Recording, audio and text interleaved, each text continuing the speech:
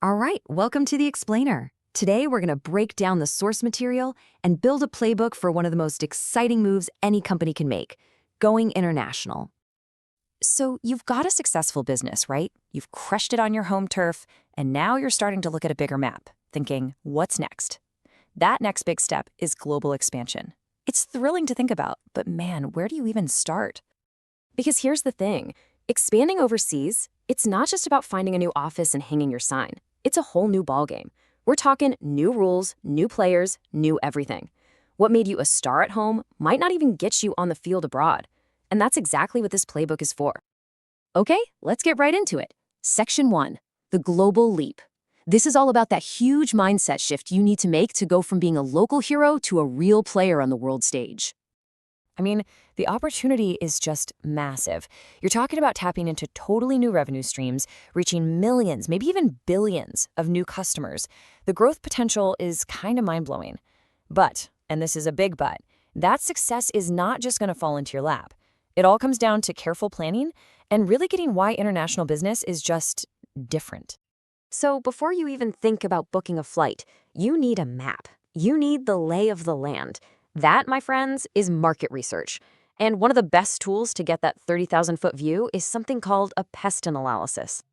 This pest framework is basically your first reality check. It forces you to ask the hard questions. On the political side, could a new government just wipe out your investment overnight? Economically, is there actually a middle class that can afford your stuff? Socially, is your brand message even going to make sense, or will it get lost in translation? And technologically, can you physically get your product to your customers? Skipping this step is like trying to sail across the ocean without even glancing at a weather report. Seriously, bad idea. All right, so you've mapped out the territory. Now let's get into something really critical. Pricing. A price that feels totally normal in New York could be completely insane in New Delhi. And believe me, it's about way more than just the currency exchange rate. See, what this is really saying is that your price tag is so much more than just a number. It's not just your costs plus a little profit. It's a strategic signal. It tells people about your brand's value, it positions you against competitors, and it has to show you get the market you're walking into. It's part science, part art, and a little bit of a gut call. And this lays out two classic but totally different ways to play it. With penetration pricing, you're basically storming the gates. You go in low and aggressive to grab as many customers as you can, as fast as you can. It's all about market share. Then there's price skimming. Think about the latest iPhone launch. You start high to get maximum profit from all those early adopters who have to have it first, and then you slowly lower the price over time. Which one you choose really depends on your product and what you're trying to achieve. Okay, so your product is priced and ready to go, but how do you actually talk to your new customers? Communication is everything, and culture plays this huge, often invisible role in whether your message lands or just fizzles out. This table, it's a huge wake-up call. It shows that what you don't say can be just as important as what you do. Now, of course, these are generalizations, but they highlight some mission-critical differences. Direct eye contact might scream trustworthy in one meeting room and aggressive in another.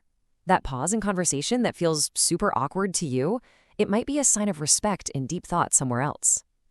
The big takeaway here isn't to memorize a million rules. It's to go in with your eyes open, stay curious, and remember that your way of doing things isn't the only way.